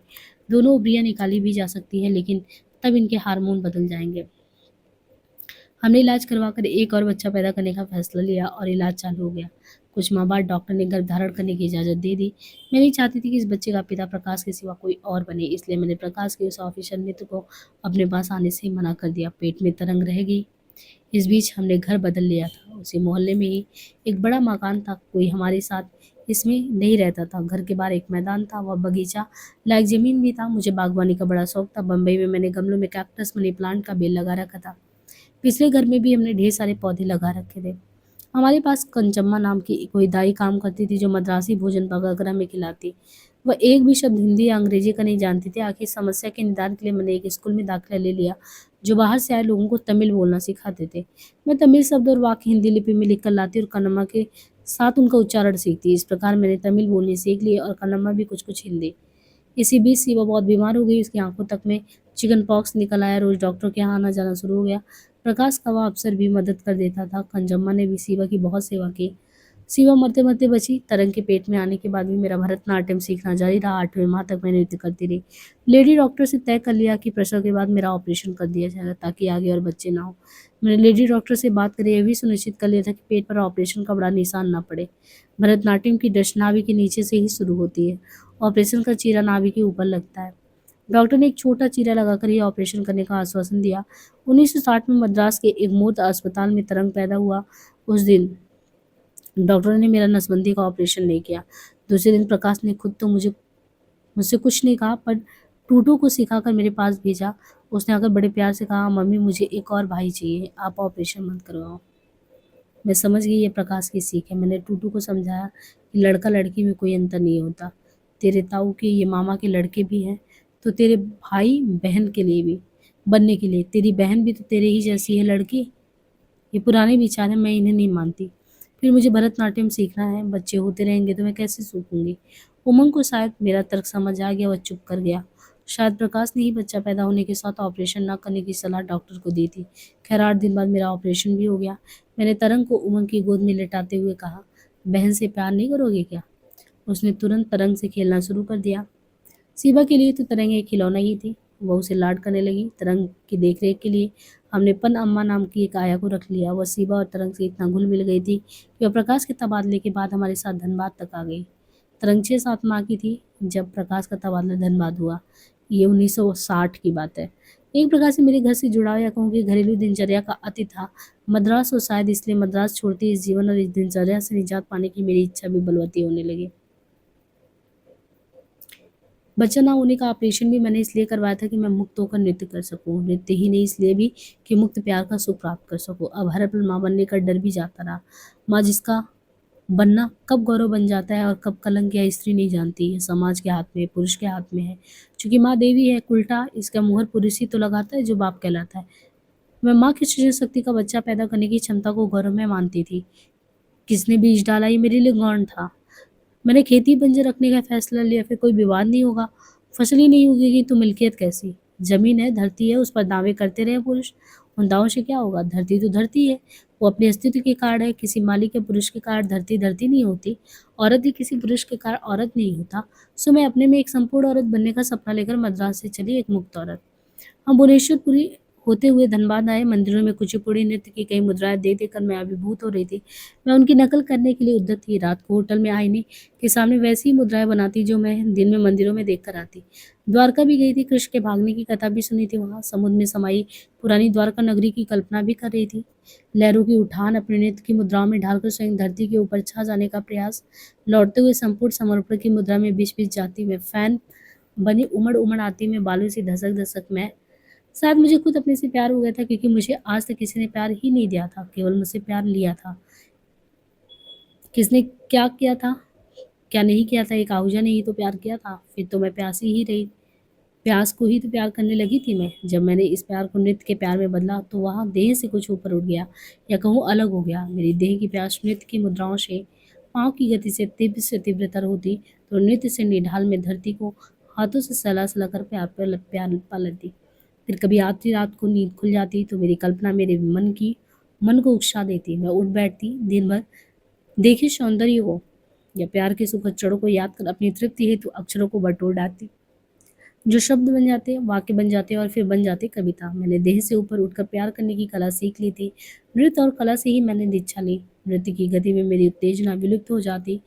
कविता के शब्दों के भीतर छिपे अर्थों में उत्तेजना समा जाती और शब्द ही खींच लेते थे उसे अपने भीतर। बहुत बाद में जब मैं समूह से जुड़ी, जल से जुड़ी, तो मैंने दैहिक उत्तेजनाओं को, इच्छाओं को और अपने सपनों को या कहूँ प्रेम को समूह की अपेक्षाओं और उनके प्रेम के साथ जोड़ लिया। कविता और नृत्य मेरे जीवन के दो अभिन्न अंग हो गए थे। मैं अपनी कथाएं गढ़ती, नाटकों में रूपांतरित करती, उन्हें नृत्य में डालती, अपने में मगन रहने लगी। हम घूमने जाते तो पहाड़ी की ऊंचाई मुझे इतना उत्तेजित करती कि मन करता उसे बाहों में भर लूं, नहीं तो घाटी की उस गहरी गहराई में कूद जाऊं। गहराई की थाह पाने के लिए नदियों के पानी के साथ बहती जाऊं, या उस भंवर से जूझ जाऊं जो निश्चित ही मुझे निकल कर नदी के तल पर पटक देती। हवाएं जोर से चलती तो मैं विपरीत दिशा में भागती, हाँफती। एक दृढ़ संकल्प मन में कहीं मचल रहा था कि मैं हूँ, मेरी पहचान है, मैं संपूर्ण स्त्री बनकर दिखाऊंगी जो संपूर्ण मनुष्य होता है। अर्धांगिनी नहीं, अपने में संपूर्ण। शिवनग्न होकर नाचते नाचते तांडव नृत्य करने लगे। लास्ट नृत्य में पारंगत पार्वती स्त्री सुलभ लज्जा की शिकार होकर अखाड़े में भाग गई, यानी हार गई। शिव जीत गए, मैं अखाड़े से भागने वाली पार्वती नहीं बनूंगी। मैं नंगई से डरूंगी नहीं, नंगई को ही भागने को मजबूर करूंगी। मैं अपनी नंगी आंखों से नंगई देखती रहूंगी, शर्माऊंगी नहीं। शर्मा गई तो हार गई। हारेगा तो वह जो नंगा होकर नाच रहा है। धनबाद में आकर मैंने एक पौधा देखा जिसका नाम था थेथर। कभी मरता ही नहीं वो पौधा। उसे चाहे जहाँ फेंक दो वो वहीं उग जाता, बढ़ जाता। मैं उसकी तरह हर जगह उगने को, जीने की क्षमता हासिल कर औरत को नंगा करने वालों के मुकाबिल लड़ूंगी और औरत की पहचान को जिंदा रखूंगी। तो यहाँ पे जो इसका भाग एक है ना, यहाँ पे भाग एक समाप्त होता है। अब यहाँ से करीबन जो 100 पेज हैं आपके, वो भाग 2 शुरू होगा, है ना। भाग 2 शीर्षक जो है यात्रा और मुक्ति की छटपटाहट, यहाँ से शुरू होगा।